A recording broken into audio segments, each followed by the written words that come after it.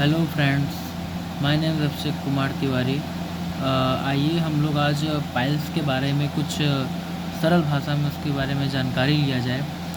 इस वीडियो में हम पाइल्स के types, causes, science, symptom and instruction, treatment, allopathic and Ayurvedic दोनों तरीक़ों से हम देखेंगे कि पाइल्स का उपचार जो है वो सबसे अच्छा उपचार आयुर्वेदिक में है कि एलोपैथिक में है।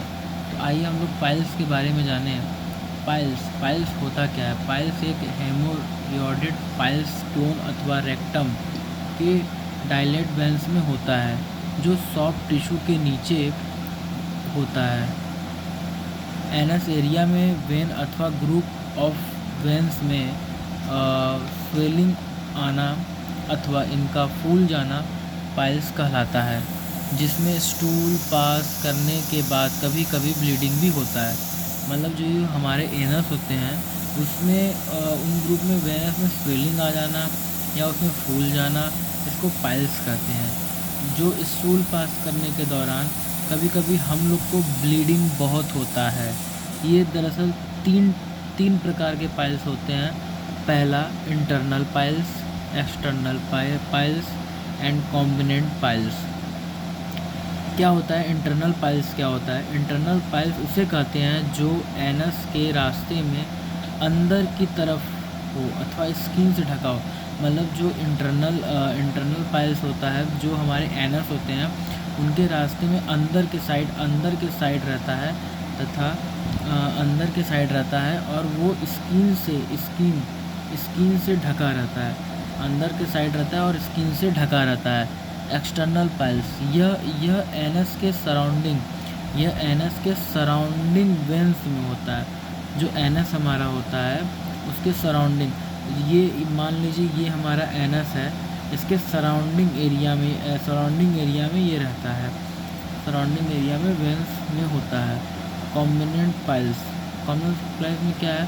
किसी व्यक्ति में इंटरनल तथा एक्सटर्नल पाइल्स पाए जाते हैं, जिसमें कॉम्बिनेंट पाइल्स कहलाते हैं। मतलब इसमें दोनों होते हैं, इंटरनल एंड एक्सटर्नल। मतलब क्या नाम है कि बादी एंड खूनी दोनों पाइल्स पाए जाते हैं, जिनमें उनको कॉम्बिनेंट पाइल्स कहते हैं। उन व्यक्ति को कॉम्बिनेंट पाइल्स कहा जाता है। इसको डायग्राम के द्वारा अगर हम समझें तो ये हमारा एनस हो गया और ये हमारा स्टार्टिंग फेस है, first degree of the piles. और फिर ये सेकेंड फेज़ आता है। फिर उसके बाद third degree, third phase of piles. ये हमारा एनस हो गया, रेक्टम हो गया, एनस हो गया। और फिर एक्सटर्नल पाइल्स ये हमारा जो देख रहे हैं ये एक्सटर्नल पाइल्स है। ये क्या है? एक्सटर्नल पाइल्स है। आइए हम लोग थोड़ा इसके बारे में, कॉजेज़ के बारे में हम इसके समझें कि कॉजेज़ क्या क्या है पाइल्स के। कि पाइल्स किसको अधिकतर होता है? पाइल्स अधिकतर कॉन्स्टिपेशन वाले व्यक्तियों को स्टूल पास करते वक्त प्रेशर लगाने से होता है। मतलब पाइल्स अधिकतर जिसको कॉन्स्टिपेशन बन रहा है, कब्ज बन रहा है, खाना अपच हो रहा है या ज़्यादा तेल भुना मसाला कोई खा लिया है, उन लोग को अधिकतर पाइल्स होता है। इसके कारण ओबेसिटी, मोटापा, जिन लोगों को अधिक मोटे होते हैं उन लोग को भी पाइल्स हो सकता है। प्रेगनेंसी के टाइम भी पाइल्स होता है। ये एक क्रोनिक डायरिया, जीवाणु दस्त रोग, क्रोनिक डायरिया जिसको होता है, दस्त रोग, उन सबको भी कभी कभी पाइल्स हो जाता है। बहुत ज़्यादा स्टिंग करना, फ्लूइड कम पीना, लो फाइबर डाइट, मतलब अगर हम फाइबर डाइट कम लें तो उनमें भी पाइल्स की समस्या हो सकती है। सिम्टम्स के बारे में अगर हम जानें तो सिम्टम्स में क्या है? टिश्यू में प्रेशर के कारण वेन डाइल्यूट होकर मोटा हो जाता है। जो हमारा वेन्स है, वो डायलेट होकर, वो मान लीजिए ये हमारा वेन्स सिंपल फॉर्म में है, ये डाइल्यूट होकर ये मोटा हो जाएगा, जिसके कारण हमें वहाँ पे थोड़ा सा मोटापा लगेगा, जिसके कारण जिससे हमें प्रेशर या फिर क्या नाम है स्टूल पास करते समय दर्द और क्या नाम है ब्लीडिंग होने का चांस हो सकता है। डिकम्फर्ट मतलब बेचैनी, पीड़ा। वही जो मैंने कहा कि वेंस के जब वो मोटा हो जाएगा तो आपको बेचैनी भी होगी, पीड़ा भी होगी, दर्द होगा, वहाँ इचिंग होगा, खुजली, भारीपन, ये सब इसके सिम्टम्स हैं। इंट्रक्शन, इसमें इंट्रोडक्शन हम इसमें इंस्ट्रक्शन में हम क्या बोल सकते हैं। एक पाइल्स पेशेंट को, जो हमारे पेशेंट होते हैं पाइल्स के, उनको हम क्या बोल सकते हैं कि आप ये चीज़ करो कि आपको आराम मिलेगा। उनको कम से कम 8 से 10 गिलास पानी पर डे पीना चाहिए। खाने में अधिक फाइबर लेना चाहिए और कॉन्स्टिपेशन को दूर रखें। मतलब उनको, जो ये पाइल्स के पेशेंट होते हैं, उनको कॉन्स्टिपेशन नहीं होना चाहिए। कॉन्स्टिपेशन नहीं होना चाहिए। जो पाइल्स के पेशेंट होते हैं, कॉन्स्टिपेशन उनके लिए जहर है, कॉन्स्टिपेशन नहीं होना चाहिए। आइए इसके ट्रीटमेंट के बारे में हम जानें। तो ट्रीटमेंट में हम एलोपैथिक मेडिसिन से देखेंगे। एलोपैथिक मेडिसिन में हम जो पाइल्स के पेशेंट होते हैं उनको हम ट्रीटमेंट एलोपैथिक में कौन कौन से मेडिसिन हम दे सकते हैं। फर्स्ट ऑफ ऑल, गैस कम करने हेतु गैस कम करने के तो हम ओमी दे सकते हैं, एक्रा दे सकते हैं, जिसमें ओमी पैराजोल 20 mg एंड रेवी पैराजोल 20 mg, जो हमें भूखे पेट खाने से पहले लेना है, सुबह शाम।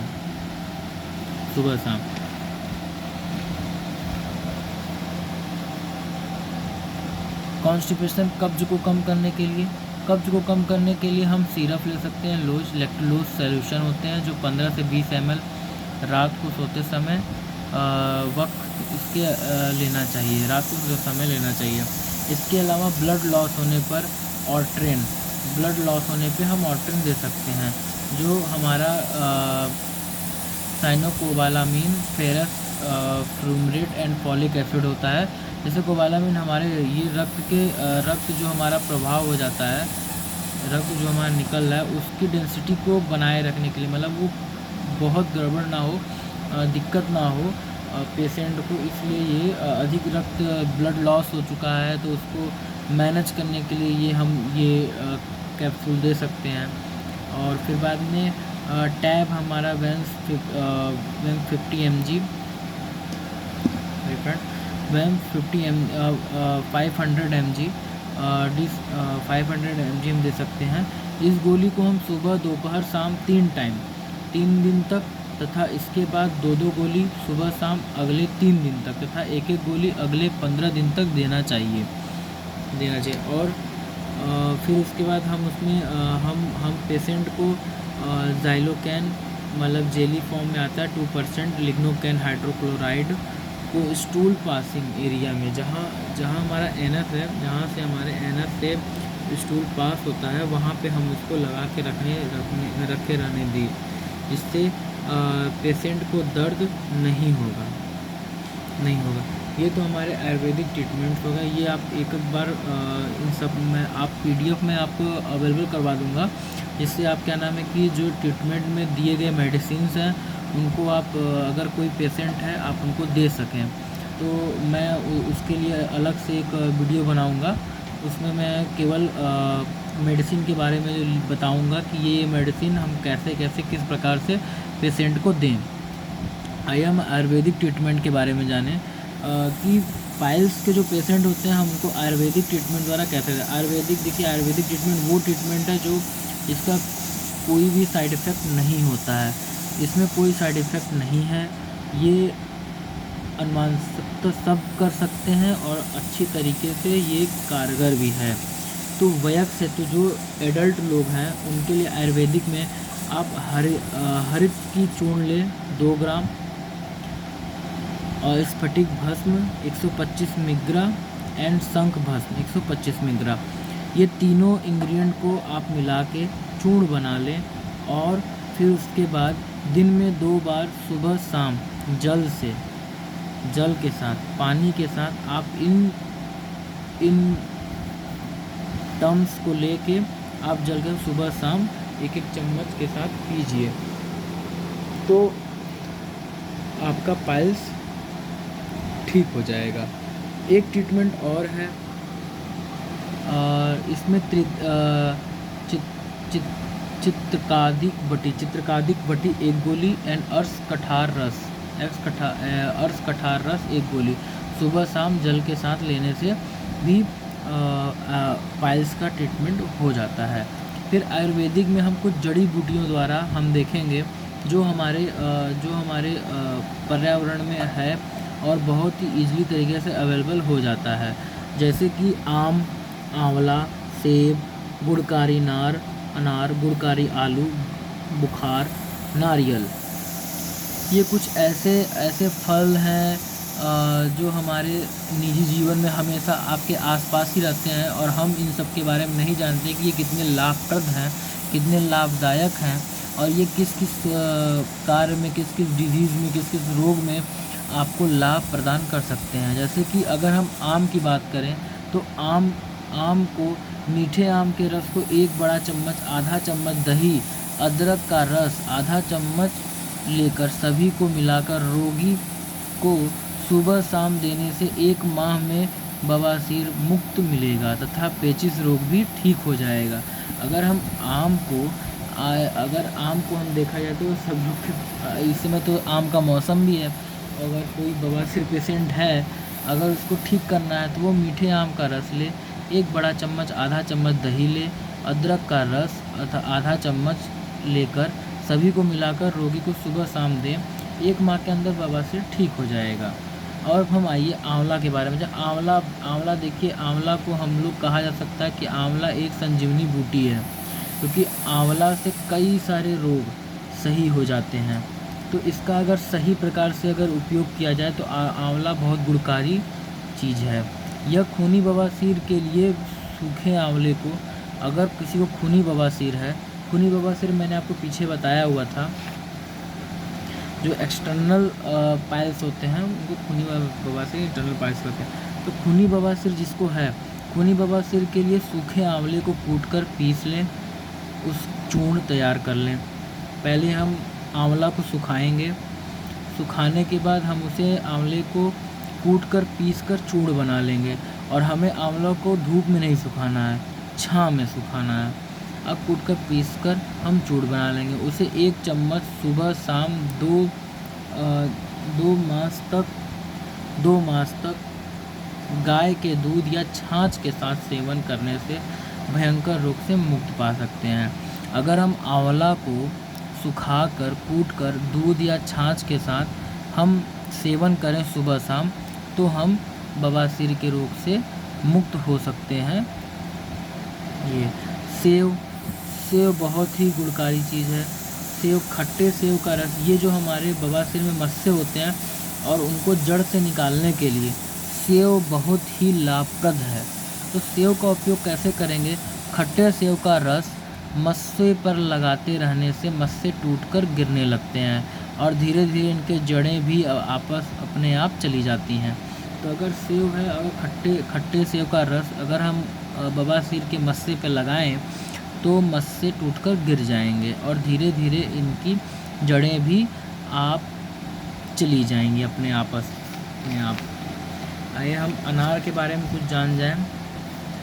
अनार भी एक ऐसा फल है जो बवासीर में बहुत ही उपयोग होता है। तो अनार के छिलके को सुखा के पीस लें।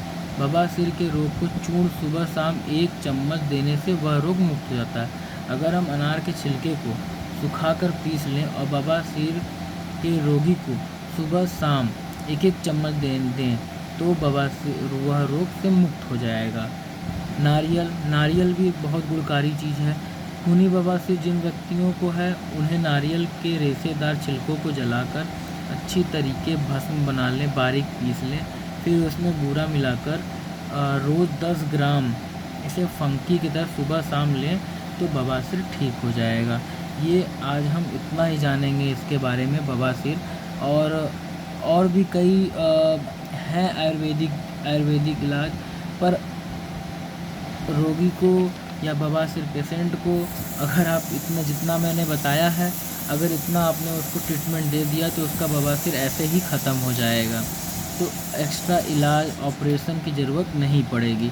और आयुर्वेदिक एक ऐसी दवा है जिसमें हम 100% शर्ते इलाज कर सकते हैं रोगी का।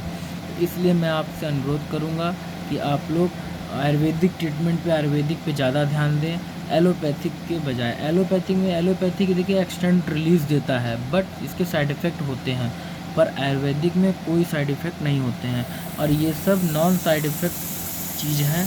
आप इनको दूसरे से शेयर करिए एंड आप उनको बताइए कि ये सब का उपयोग करके कैसे हम बवासीर पेशेंट को, बवासीर जिसको हो उसको सही कर सकते हैं। तो आप वीडियो शेयर करिए, लाइक करिए, सब्सक्राइब करिए, और फिर हम अभी आगे मिलेंगे अगले वीडियो में, जिसमें हम और भी किसी रोग के बारे में, डिजीज़ के बारे में हम समझेंगे और हम उसके बारे में जानेंगे, और आयुर्वेदिक तरीके से कैसे ट्रीटमेंट हो और एलोपैथिक तरीके से कैसे हम उसका ट्रीटमेंट कर सकते हैं। हम इसके बारे में विशेष रूप से अच्छी तरीके से वृहद नॉलेज मैं आप सबको दूंगा। तो like, share, comment and subscribe please.